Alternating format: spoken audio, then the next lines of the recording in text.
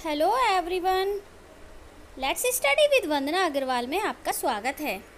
तो बच्चों, आज मैं लेकर आई हूँ कक्षा 4 के लिए संस्कृत पीयूषम की वंदना। ये कोई पाठ नहीं है, इसके बाद हमारा पहला पाठ स्टार्ट होगा।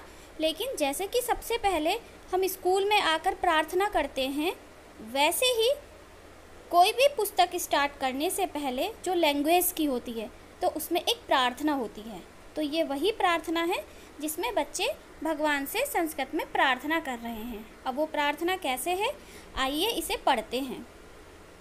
त्वमेव माता च पिता त्वमेव, त्वमेव बन्धु च सखा त्वमेव, त्वमेव विद्या द्रविणं त्वमेव, त्वमेव सर्वं मम देवदेव। सर्वे भवन्तु सुखिनः, सर्वे सन्तु निरामया, सर्वे भद्राणि पश्यन्तु मा कश्चित् दुःखभाग् भवेत्। तो अब आइए इसका हिंदी में अर्थ देखते हैं।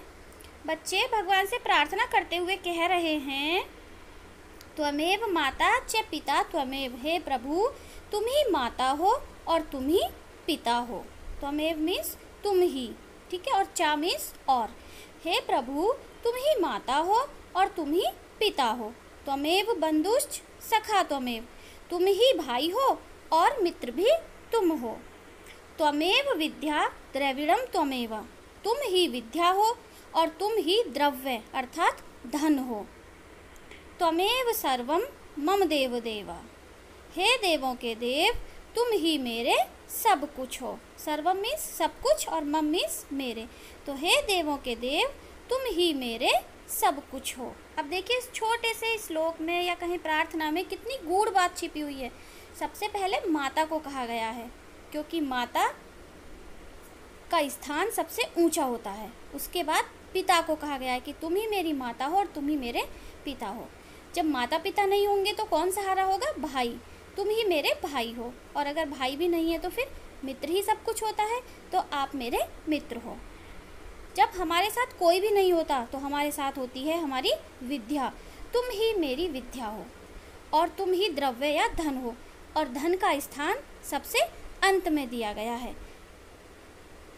ठीक है, कि तुम ही मेरे धन हो। अब देखिए नेक्स्ट देखते हैं, सर्वे भवन्तु सुखिन यानी सभी सुखी होवें। सर्वे संतु निरामया, निरामया मीन्स निरोगी या रोग मुक्त, सभी रोग मुक्त रहें। सर्वे भद्राणि पश्यन्तु, सभी मंगलमय या कल्याणकारी देखें अर्थात कल्याणकारी घटनाओं के साक्षी बने। माँ कश्चित् दुख भाग भवेत, और कोई भी दुख का भागी ना बने। तो इस तरीके से ये प्रार्थना और ये उसका हिंदी अर्थ, और मुझे पूरी उम्मीद है कि ये आपको अच्छे से समझ में आ गई होगी। तो आप इसको पॉज करके यहाँ से इसका हिंदी अर्थ भी लिख सकते हो। तो फिर मिलते हैं किसी नेक्स्ट वीडियो में, तब तक के लिए कीप स्टडी।